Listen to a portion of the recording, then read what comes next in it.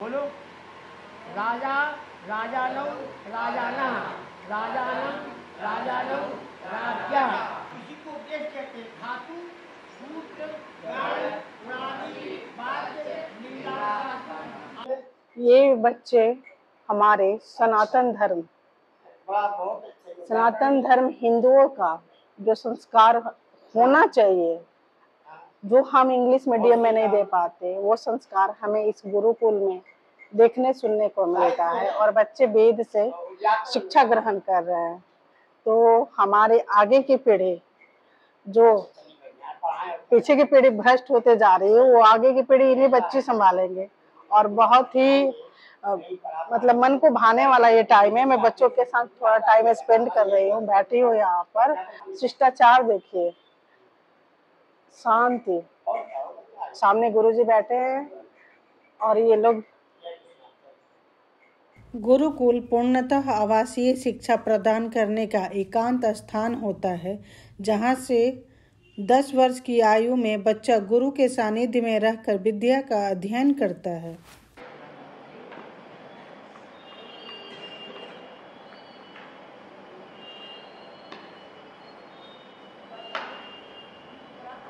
यहाँ पर धर्मशास्त्र की पढ़ाई से लेकर अस्त्र की शिक्षा भी सिखाई जाती है।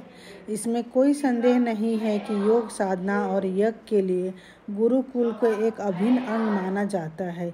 यहाँ पर हर विद्यार्थी हर कार्य को सीखता है और शिक्षा पूर्ण होने के बाद ही अपना काम रुचि और गुण के आधार पर चुनता है। समझ में नहीं आया हो तो पूछ लेना।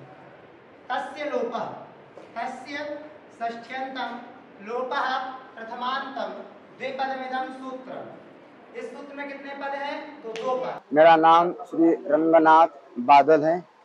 मैं यहाँ पर यजुर्वेद का अध्यापक हूँ और इन सभी विद्यार्थियों को और साथ ही साथ जो बाहर से भी आते हैं विद्यार्थी, उनको अध्ययन कराता हूँ वेद का।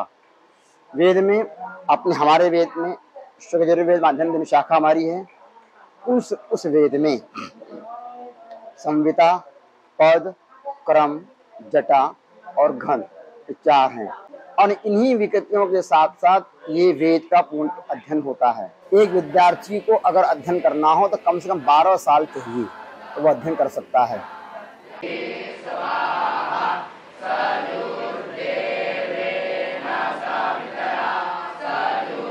गुरुकुल ऐसा विद्यालय जहाँ विद्यार्थी अपने परिवार से दूर रहकर गुरु के परिवार का हिस्सा बनकर शिक्षा प्राप्त करते हैं। आगे भारत के प्राचीन इतिहास में ऐसे गुरुकुल का बहुत महत्व था। राम ने ऋषि वशिष्ठ के यहाँ रहकर शिक्षा प्राप्त की थी। पांडवों ने ऋषि द्रोण के यहाँ रहकर शिक्षा प्राप्त की। जय श्री कृष्ण। मेरा नाम आशीष शुक्ला है और हम सतुआ बाबा आश्रम में सभी छात्रों को व्याकरण विषय का अध्ययन कराते हैं। यह व्याकरण क्या है? तो संपूर्ण सृष्टि में सर्वप्रथम वेद उत्पन्न हुए। वेदों के 6 अंग बताए गए जो इस श्लोक से वर्णित है। छंदः पादौ तु वेदस्य हस्तौ कल्पोथ पठ्यते ज्योतिषामयनं चक्षुर निरुक्तं श्रोत्र मुच्यते। शिक्षा ग्रहणं तु वेदस्य मुखम व्याकरणं स्मृतम्। व्याकरण को वेद का मुख बताया गया है। सभी छात्र घर से वेद, व्याकरण आदि शास्त्रों का अध्ययन करने के लिए आश्रम में आते हैं और संस्कृत व्याकरण का अध्ययन कर वह संस्कृत भाषा को बोलने में दक्षता प्राप्त करते हैं, संस्कृत भाषा को लिखने में पारंगत होते हैं। इसलिए वह सब मिलकर व्याकरण का अध्ययन करते हैं, जिस ग्रंथ के माध्यम से आज संपूर्ण भारतवर्ष के सभी सांस्कृतिक छात्र अष्टाध्यायी को पढ़कर संस्कृत भाषा में पारंगत हो रहे हैं। जय श्री कृष्ण, धन्यवाद। ये बैक साइड में गुरुजी संस्कृत पढ़ा रहे हैं और गुरुकुल के बच्चे शिक्षा ग्रहण कर रहे हैं पूरे संस्कारों के अंदर दायरे में रह के, ना कोई ताम ना झाम। और देखिए कितने आराम से समझ रहे हैं कि गुरुजी क्या पढ़ा रहे हैं और बच्चे कितने आराम से समझ रहे हैं।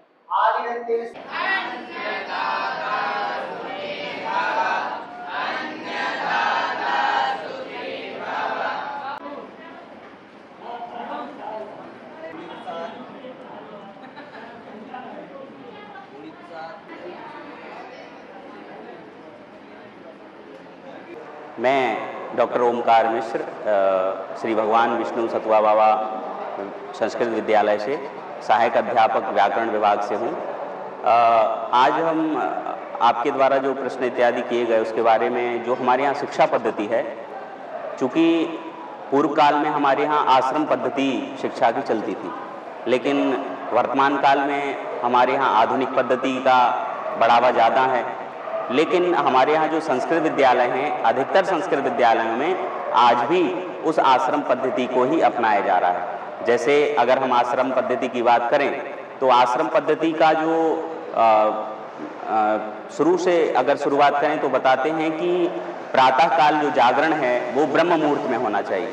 ब्रह्म मुहूर्त अर्थात जो सूर्योदय का प्रथम प्रहर होता है, उसके पश्चात नित्य क्रिया इत्यादि करने के बाद ब्राह्मणों के लिए, क्षत्रियों, वैश्यों के लिए संध्योपासन अत्यंत महत्वपूर्ण बताया गया है। यदि आपको अपना ब्राह्मणत्व सुरक्षित रखना है तो हर एक ब्राह्मण के लिए, क्षत्रिय के लिए और वैश्यों के लिए संध्योपासन अत्यंत आवश्यक है। उसके पश्चात सभी बटुक अपना अध्याय स्वाध्याय करते हैं, जो पूर्व में पिछले दिन उन्होंने अध्यापन किया था उसका रिवीजन करने का जो क्रम होता है उसको किया जाता है। उसके पश्चात छात्रों को बालभोग इत्यादि की जो परंपरा है वो बालभोग करके फिर हमारे यहाँ 8:30 बजे से जो विद्यालय हैं वो प्रारंभ हो जाते हैं। यदि हमें अपनी परंपरा को, अपनी संस्कृति को और अपने संस्कारों को बचाना है तो आश्रम पद्धति का जो चलन है उसको पुनः हमें अपने विद्यालयों में शुरू करना पड़ेगा। यही विचार मेरे इस आश्रम के लिए हैं। और बहुत सारे विषय हैं बच्चों के लिए जो सरकार के द्वारा मदद इत्यादि दी जाती है। संस्कृत विद्यालयों में उनको जो फंड आते थे वो भी विगत वर्षों पहले बंद कर दिए गए। तो मैं सरकार से भी ये अनुरोध करना चाहूँगा आपके माध्यम से कि जो माध्यमिक विद्यालयों के लिए जैसे फंड हर साल के लिए दिए जाते हैं, वैसे संस्कृत विद्यालयों के लिए भी प्रारंभ किए जाएं, जिससे हमारे यहाँ जो बटुक पढ़ने आते हैं, जो छात्रावास में रहते हैं, उनको अच्छे से अच्छी मूलभूत सुविधाएं प्राप्त हो सकें। धन्यवाद। अगर हमारी संस्कृति को जिंदा रखना है, अपनी धरोहर को बनाए रखना है और पॉसिबल हो तो अपने बच्चों को गुरुकुल में जरूर डालें। मैं नहीं डाल पाई हूँ, आप लोग कहेंगे कि आपने डाला, मेरे बच्चे नहीं पढ़ते हैं, पर अफसोस है कि मुझे अपने बच्चों को यहीं पर डालना चाहिए। और छोटे छोटे बच्चे यहाँ पर आकर बहुत अच्छे से शिक्षा ग्रहण कर रहे हैं। पूरे संस्कार में आपको सारे बच्चे मिल जाएंगे।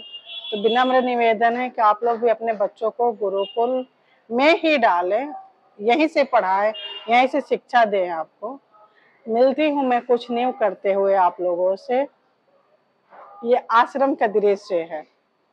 महादेव।